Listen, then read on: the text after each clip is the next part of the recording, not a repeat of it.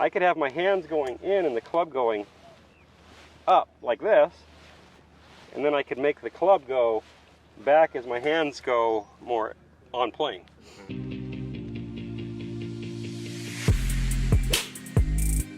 Let's talk about circling the club head in transition to go from steep to shallow, Henry. Okay, Milo, so this comes from actually an Instagram post, which was originally from a clip we did for somebody's analysis, right? Monthly analysis is part of our website, our academy. Check it out. We'll put the link above. But the circling in the golf swing, we talk a lot about standing the club up and shallowing it out, yes. Right? So that's sort of that little circle we're making, right, with the club head. But I think there's a little confusion with how that happens. So let's go into detail. Okay. So let's first talk about what I see as confusion. So I see people wanting to circle their whole entire arm unit in this way. It's like a whole system windmill sort of move. Yeah, so it's like their arm is doing this right in the swing.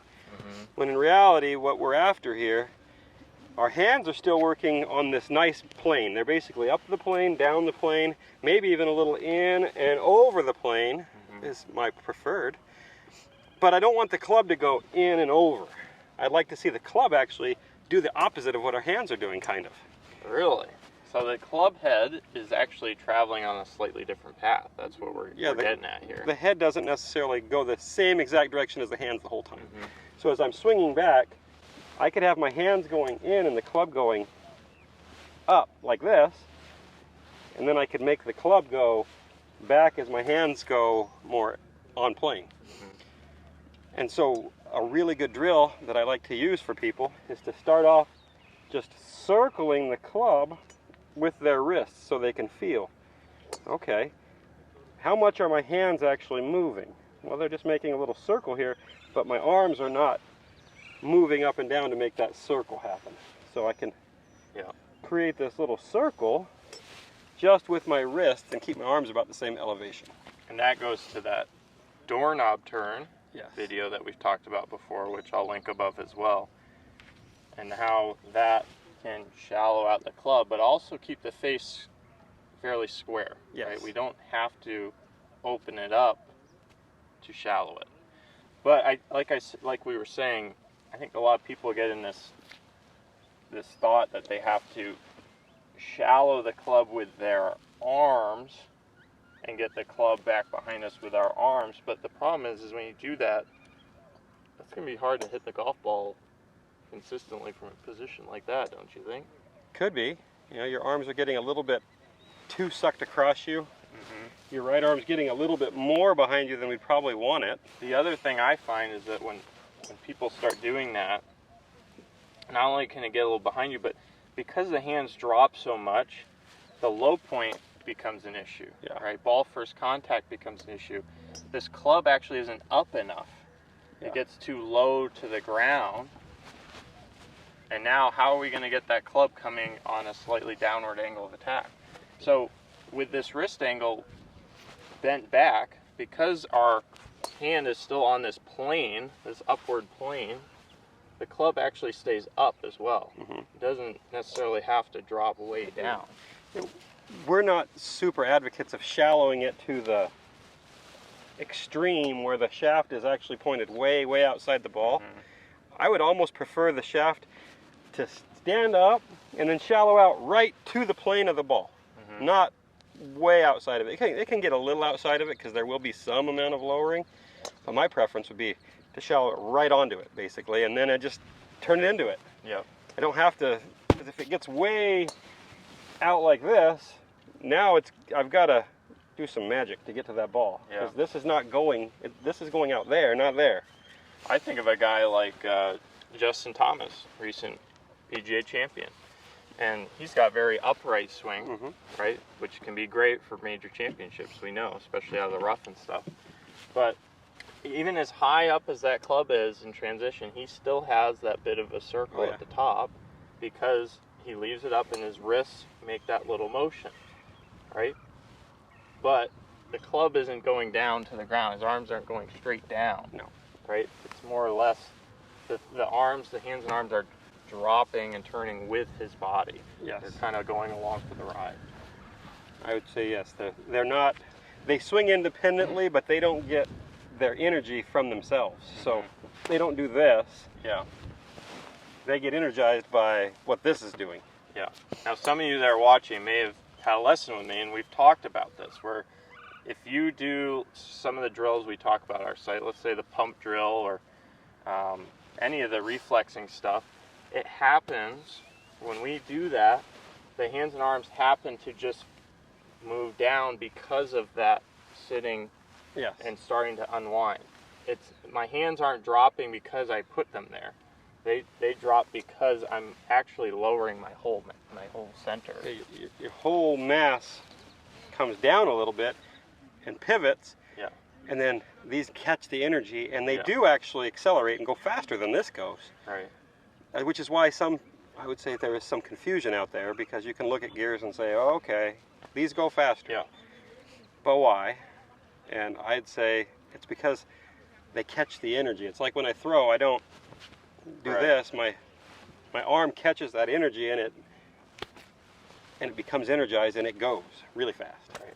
So let's actually demonstrate doing this circle drill for everybody so that they can see how I I want it to work. So for me, the reason we do this, first of all, is probably you're tending to circle the club the wrong way, so you're wanting to go steeper.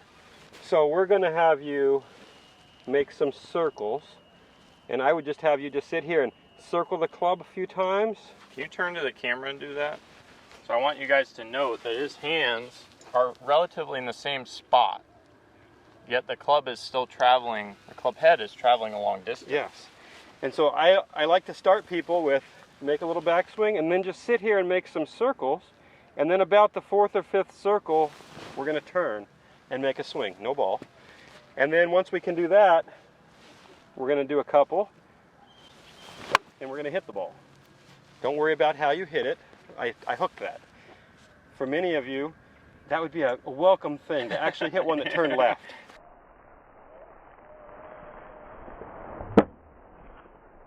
But that's where we start. We start with these little circles and then swing. And now we're going to take away the standing back here and just circling it, and we're going to make it stand up and circle and hit the golf ball. And you'll start to see, okay, that club definitely has you better believe it's going to feel different to you. Well, if it doesn't feel different, then you're not doing anything different, most likely, so do more. We really want to feel this. And what we want to avoid is this. Windmills. Super windmills of the arms, because the arms actually will start affecting our bends in our body. So if I do this with my arms, now my body bent the wrong way, and I'm going to have a tendency to bottom out way back behind. Right. If we can limit it to wrist and forearm motion, that really doesn't travel up the chain too much and start affecting how our body bends. Yeah, because we like to see things turn relatively symmetrical, right? Yes. And what I see happen is when I see a lot of hands and arms raising and lowering in the golf swing, I tend to see a flat shoulder turn. Yeah. Because it offsets it. Because you need this club to work down somehow. Yes. Right? Because we're on this plane. If it was a baseball swing, we would know to swing around us.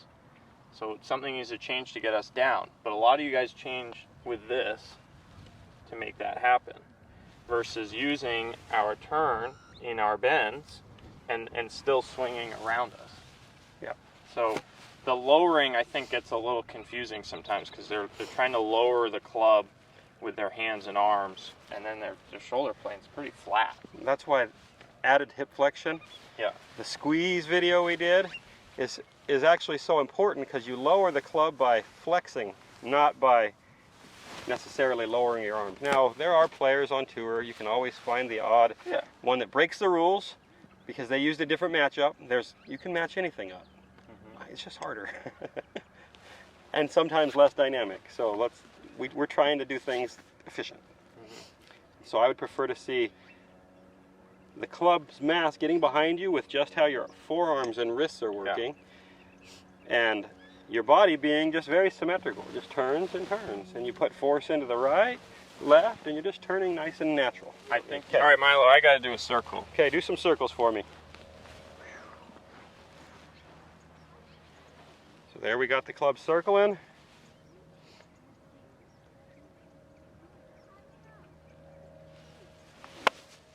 Oh, circled it into butter. You almost got to feel it a little bit in the wrist first, and then you can start to use the body. But that's a tough drill. It really is. Well, that's why I isolate first. I have them just learn to circle it without even thinking about a ball or their body. Yeah. Just feel how to circle it. Because for many, that's going to be like tough.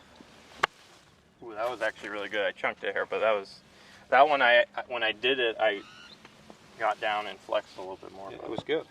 Tricky drill, but it's something that may really help you guys start to use your wrists in a better condition and get that center mass back behind you for once. So instead of pushing it out, it's going to be falling back. Yeah, and make sure you guys watch that doorknob video again.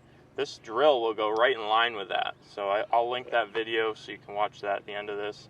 And make sure you guys come check out our academy, milolinesgolf.com, where we can help you one-on-one on a monthly basis, online from the comfort of their own home.